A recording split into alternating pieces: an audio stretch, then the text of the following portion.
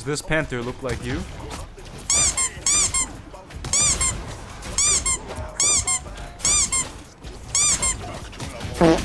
Just switch up BP, bro. Are you sick and tired of being called a tickle monster? If you answered yes to any of these questions, you're in the right place, because today, I'm gonna teach you how to dive. I'll be going over these tips from simplest to most difficult. First up, height is right. If you watched any of my previous videos, you know how much I emphasize this. You always want to start off every single one of your dives from high ground. Black Panther's wall climb is arguably one of his best abilities, and you should definitely be using it to your advantage. When you're above your enemies, you get to control the flow of the fight, see what's going on from a bird's eye perspective, and choose the perfect time to engage.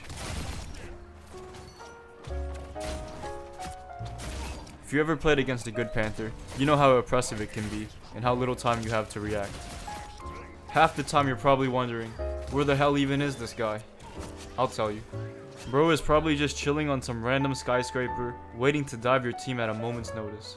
Next up, we got the element of surprise! Got your ass.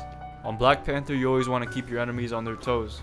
If the enemy sees or hears you coming, your dive is infinitely weaker. So it's best to dive when your enemy is caught off guard. What I like to say is, if they know you're near, it's time to disappear. Another thing I wanted to mention about surprise. Footsteps, very important. Black Panther walks around like he got two big black ball anvils strapped to each of his legs. You don't believe me? Take a listen. Even if your headphones were off, you could still probably hear Black Panther walking, due to the sheer magnitude of his cheek clapping. Anyways, there's ways to mitigate the sound of your footsteps.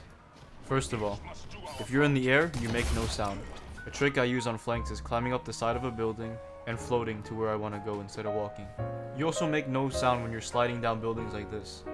If your character looks like they're falling but they're not, you're making no sound. For future reference, we'll call this a stall spot. As Panther, the majority of the time you want to be set up in these stall spots. Here's one on Midtown. The last trick I use to mitigate footsteps is by doing this little shimmy.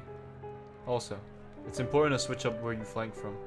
If you're using the same spot to flank, good players will eventually catch on and anticipate the dive and be better prepared to react to you. You know in the Black Panther movie where Black Panther's in the airplane and he drops down into the jungle, and then those guys shine the light on him and they're like, damn, is that Black Panther? And then Black Panther dives in and he goes, that's exactly how you want to be playing Black Panther. Dive in unseen and hit them right in their peen. Gandhi. Last but definitely not least, timing. I make a critical mistake in these two clips. Are you able to spot them? If you said, dying, congratulations, you're a smartass. Anyways, the answer is that I'm not playing with my team. Now take a look at this clip. Even though I do get 3 picks, my team is nowhere near me, and the enemy is still able to push the cart for free. Timing is more than just coordinating with your team though.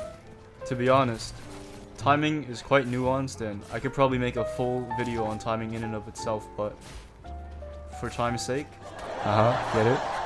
I'll try to simplify it and explain it in the easiest way I can. Timing is being able to pick apart key moments in a fight where your dive can make the most impact. Whether it be through kills, making space, or blowing the enemy's defensive cooldowns, having good timing will maximize the amount of value you generate and reduce the chances of you dying in return. I'd say the 2 main things to look out for when timing your engage are enemy defensive cooldowns and when your team is going in or doing damage. I'll show an example of each. Here I have established high ground, the enemy has no idea where I am, and now I'm just waiting for the best time to go in. I noticed here that Cloak put down her bubble, so I'm thinking this is a pretty good time to engage. As I'm going in, I even hear Bucky use his hook, so this is extremely perfect.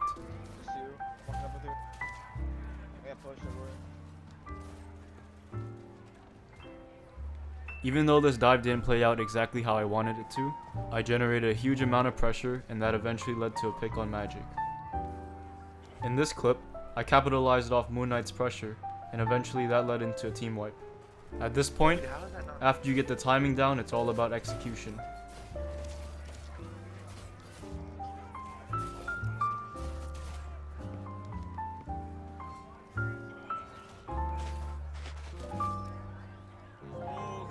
In order to dive perfectly, you just gotta ask yourself, what would T'Challa do?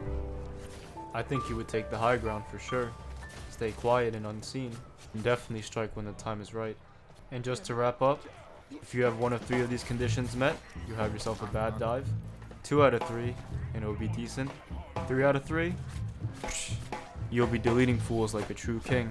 Alright, that's gonna be it for today's video. I hope you guys enjoyed. Since we hit 500 subs, I wanted to try a new format, kind of like a sneak peek for the Panther guide at 1,000 subs. You guys are awesome. Could have never imagined I would have 500 subs, but here we are. If you guys have any questions for me, leave them down in the comments below. I try to respond to every single one. And with that being said, I'll see you all in the next video.